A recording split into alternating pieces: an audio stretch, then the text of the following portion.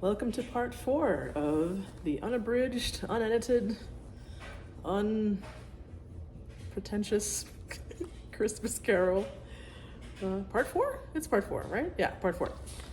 When last we left Scrooge, he was looking with terror outside at a bunch of penitent spirits floating around the frigid air of London. Scrooge closed the window and examined the door by which the ghost had entered. It was double-locked, and as he had locked it with his own hands, and the bolts were undisturbed.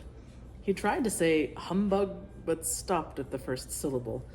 And being from the emotions he had undergone, or the fatigues of the day, or his glimpse of the invisible world, or the dull conversation of the ghost, or the lateness of the hour, much in need of repose, went straight to bed without undressing, and fell asleep upon the instant. When Scrooge awoke, it was so dark that, looking out of bed, he could scarcely distinguish the transparent window from the opaque walls of his chamber. He was endeavoring to pierce the darkness with his ferret eyes when the chimes of a neighboring church struck the 4 quarters. So he listened for the hour. Oh, this is called the first of the 3 spirits, by the way. To his great astonishment, the heavy bell went on from 6 to 7, and from 7 to 8, and regularly up to 12, then stopped. 12? It was past 2 when he went to bed. The clock was wrong. An icicle must have gotten into the works. 12. He touched the spring of his repeater to correct this most preposterous clock. Its rapid little pulse beat 12 and stopped. "Why, it isn't possible," said Scrooge, "that I could have slept through a whole day and far into another night. It isn't possible that anything has happened to the sun. This is 12 at noon." The idea being an alarming one, he scrambled out of bed and groped his way to the window. He was obliged to rub the frost off with the sleeve of his dressing gown before he could see anything, and could see very little then. All he could make out was that it was still very foggy and extremely cold, and that there was no noise of people running to and fro, making a great stir, as there unquestionably would have been if night had beaten off bright day and taken possession of the world. This was a great relief, because 3 days after sight of this first of exchange pay to Mr. Ebenezer Scrooge, or his order, and so forth, would have become a mere United States security if there were no days to count by. Scrooge went to bed again and thought it over and over, and could make nothing of it. The more he thought, the more perplexed he was, and the more he endeavored not to think, the more he thought. Marley's ghost bothered him exceedingly. Every time he resolved within himself, after mature inquiry, that it was all a dream, his mind flew back again like a strong spring released to its first position, and presented the same problem to be worked all through. Was it a dream or not? Scrooge lay in this state until the chime had gone 3 quarters more, when he remembered on a sudden that the ghost had warned him of a visitation when the bell tolled 1. He resolved to lie awake until the hour was past, and, considering that he could no more go to sleep and go to heaven, this was perhaps the wisest resolution in his power. The quarter was so long that he was more than once convinced he must have sunk into a doze unconsciously and missed the clock. At length it broke upon his listening ear. "Ding-dong!" "A quarter past," said Scrooge, counting. "Ding-dong!" "Half-past," said Scrooge. "Ding-dong!" "A quarter to it," said Scrooge. "Ding-dong!" "The hour itself," said Scrooge triumphantly, "and nothing else." He spoke before the hour bell sounded, which now it did with a deep, dull, hollow, melancholy 1. Light flashed up in the room upon the instant, and the curtains of his bed were drawn. The curtains of his bed were drawn aside, I tell you, by a hand, not the curtains at his feet, nor the curtains at his back, but those to which his face was addressed. The curtains of his bed were drawn aside, and Scrooge, starting up into a half-recumbent attitude, found himself face to face with the unearthly visitor who drew them, as close to it as I am now to you, and I am standing in the spirit at your elbow. It was a strange figure, like a child, yet not so like a child as like an old man, viewed through some supernatural medium which gave him the appearance of having receded from view, and being diminished to a child's proportions. Its hair, which hung about its neck and down its back, was white as if with age, and yet the face had not a wrinkle in it, and the tenderest bloom was on the skin. The arms were very long and muscular, the hands the same, as if its hold were of uncommon strength. Its legs and feet, most delicately formed, were, like those upper members, bare. It wore a tunic of the purest white, and round its waist was bound a lustrous belt, the sheen of which was beautiful. It held a branch of fresh green holly in its hand, in singular contradiction of that wintry emblem, it had its dress trimmed with summer flowers.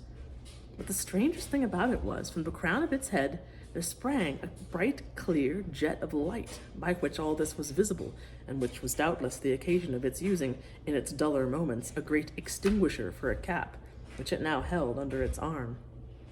Even this, though, when Scrooge looked at it with increasing steadiness, was not its strangest quality, for, as its belt sparkled and glittered, now in one part and now in another, and what was light one instant at another time was dark, so the figure itself fluctuated in its distinctness, being now a thing with one arm, now with one leg, with 20 legs, now a pair of legs without a head, now a head without a body, of which dissolving parts no outline would be visible in the dense gloom wherein they melted away.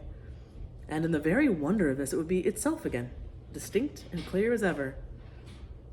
"Are you the spirit, sir, whose coming was foretold to me?" asked Scrooge. "I am." The voice was soft and gentle, singularly low, as if, instead of being so close behind him, it were at a distance.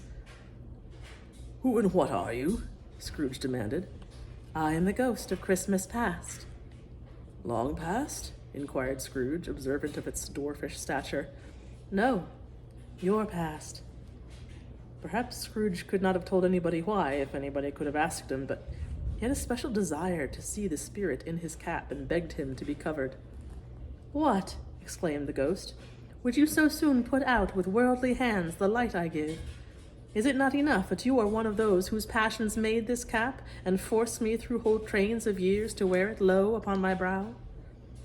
Scrooge reverently disclaimed all intention to offend, or any knowledge of having wilfully bonneted the spirit at any period of his life. He then made bold to inquire what business brought him there. "Your welfare," said the ghost.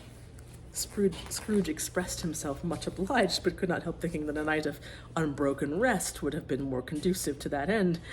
The spirit must have heard him thinking, for it said immediately then, "Your reclamation, then. Take heed."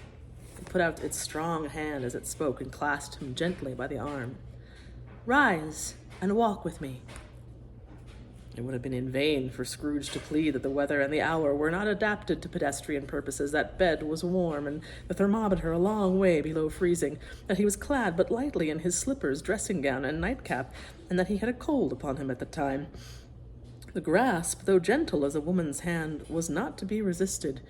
He rose, but finding that the spirit made towards the window, clasped its robe in supplication. "I am immortal," Scrooge remonstrated, "and liable to fall."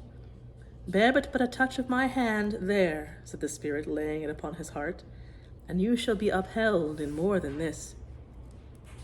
As the words were spoken, they passed through the wall and stood upon an open country road with fields on either hand.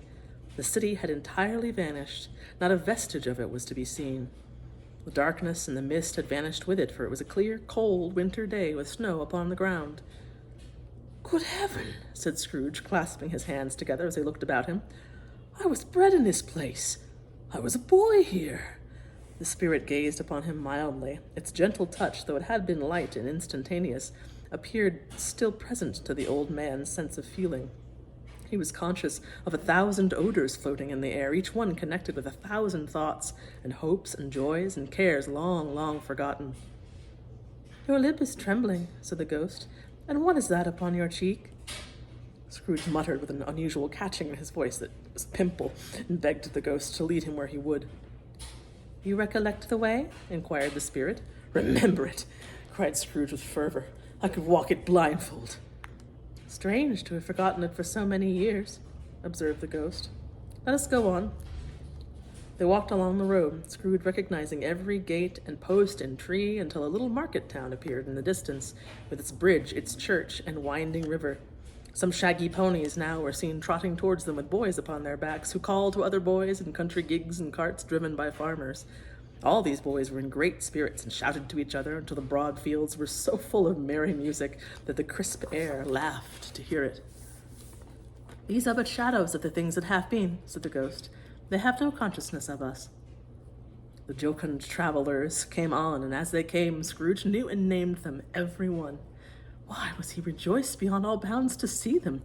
Why did his cold eye glisten and his heart leap up as they went past?